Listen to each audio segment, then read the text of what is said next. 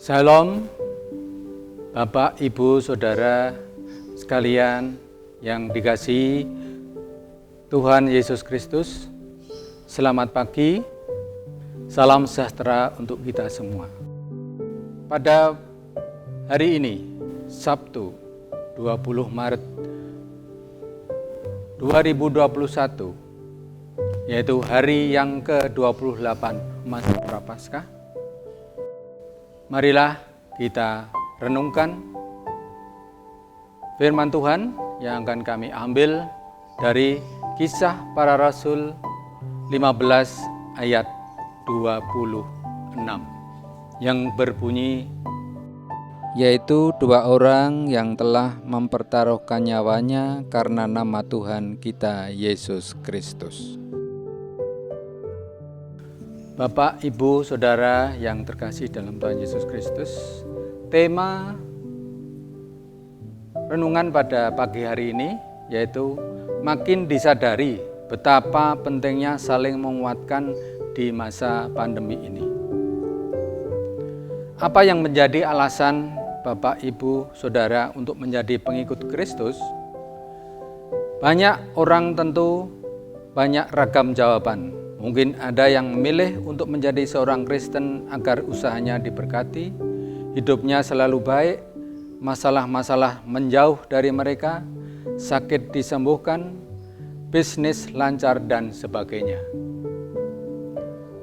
Jangan khawatir, Tuhan memang menyediakan itu semua kepada kita sendiri.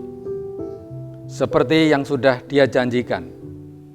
Dia lebih dari sanggup untuk itu.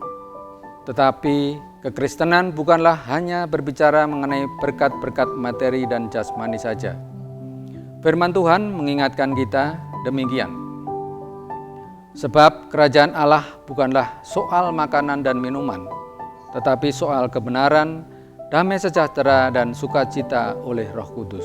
Yaitu dari Roma 14 ayat 17.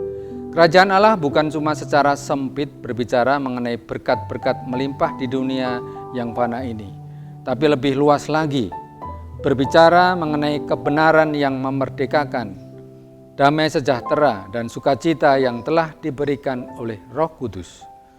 Terlalu picik jika kita menganggap bahwa menjadi seorang Kristen hanya berarti menerima berkat semata tanpa mau menderita apa-apa. Bapak, Ibu, Saudara yang dikasihi Tuhan, bila kita membaca dan merenungkannya apa yang tertulis dalam Ibrani 11, yaitu menuliskan tentang saksi-saksi iman. Penulis Ibrani menyinggung orang-orang yang menderita aniaya dan siksaan di luar batas peri kemanusiaan demi Kristus. Ada pula yang diejek dan didera, bahkan yang dibelenggu dan dipenjarakan. Mereka dilempari, digergaji, dibunuh dengan pedang. Mereka mengembara dengan berpakaian kulit domba dan kulit kambing sambil menderita kekurangan, kesesakan, dan siksaan. Yaitu Ibrani 11 ayat 36-37. Ini tentu bukan gambaran yang baik untuk dialami oleh orang beriman, bukan? Tapi lihatlah, mereka terus mempertahankan iman mereka meski resikonya begitu mengerikan. Sepertinya kita tidak sanggup untuk melakukan seperti yang telah digambarkan dalam paparan di atas. Sudah banyak orang Kristen atau pengikut Kristus yang mengalami demikian. Seperti Stefanus juga membayar mahal kepercayaan dan keberaniannya berbicara tentang Kristus di hadapan mahkamah agama. Ia menghadapi penganiayaan itu dengan tenang. Ia melihat kemuliaan Allah melebihi penderitaan yang dihadapinya. Bagi orang-orang yang merajamnya, ia berdoa, "Ya Tuhan, janganlah tanggungan dosa ini kepada mereka." Stefanus adalah martir pertama setelah pencurahan Roh Kudus. Bapak, Ibu, Saudara yang terkasih dalam Tuhan Yesus Kristus, itulah gambaran para pengikut Kristus mula-mula. Mereka tetap teguh terhadap iman mereka apapun risikonya. Hal itu pula terjadi pada Paulus. Ketika ia masih bernama Saulus, semua orang takut padanya.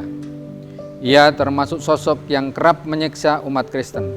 Tetapi setelah ia bertobat, hidupnya bukan semakin baik secara dunia malah ia kerap mengalami penyiksaan, dirajam, disesah, dipenjara, dan harus mati sebagai martir.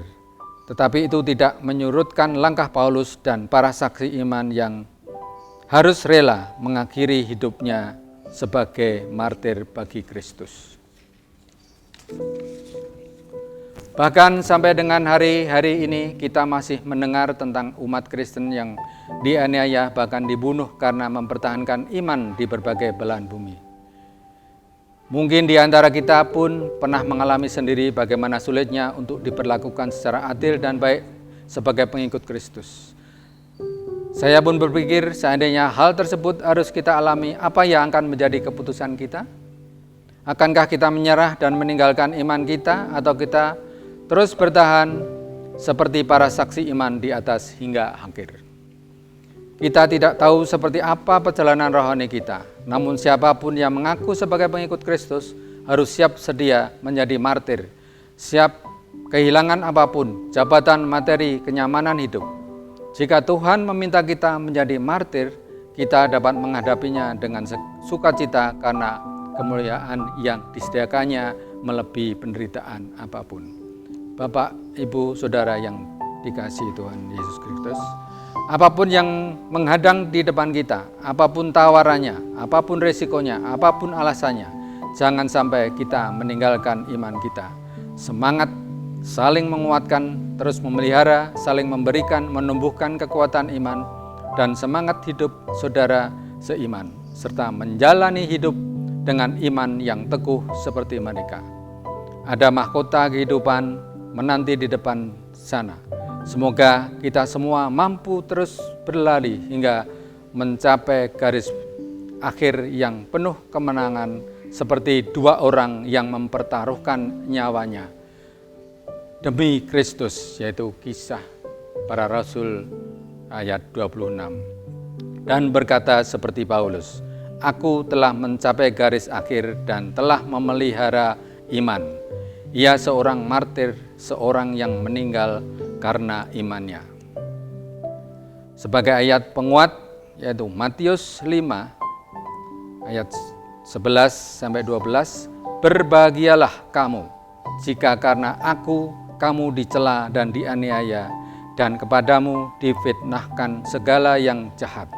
Bersukacita dan bergembiralah, karena upahmu besar di surga." Amin. Marilah kita berdoa. Bapa kami yang di surga, kami percaya rancangan-Mu atas kami selalu baik adanya. Beri kami mata roh yang lebih peka lagi untuk dapat melihat dan percaya segala rancangan-Mu atas kami, sehingga kami boleh mengalami damai sejahtera dalam situasi apapun yang kami alami. Kami berdoa untuk saudara-saudara kami yang mengalami sakit penyakit. Kiranya Engkau jamah, Engkau sendiri yang akan menyembuhkan. Hanya di dalam Tuhan Yesus Kristus kami berdoa. Kami juga berdoa untuk bangsa dan negara kami. Kiranya Engkau berkati, berilah pada pemimpin kami untuk selalu taat kepada berkat dan taat kepada apa yang Engkau firmankan di dalam Injil ini.